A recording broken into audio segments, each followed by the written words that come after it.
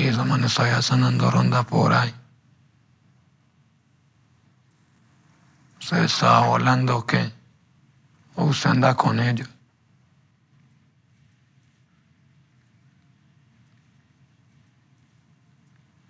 Yo lo voy a guardar acá. Póngase eso.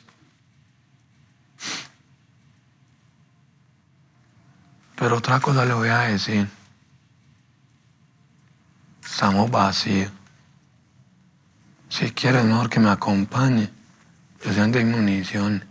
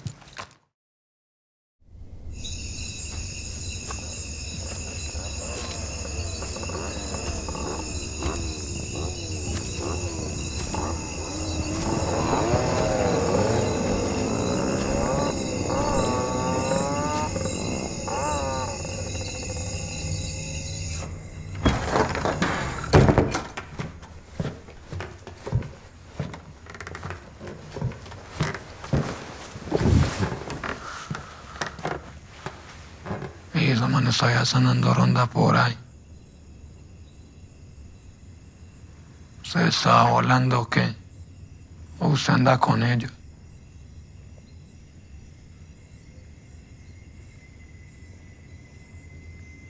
Yo lo voy a guardar acá. Póngase eso.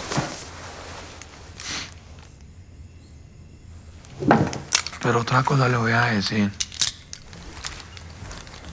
Estamos vacíos. Si quiere, es mejor que me acompañe. Yo sé dónde hay munición.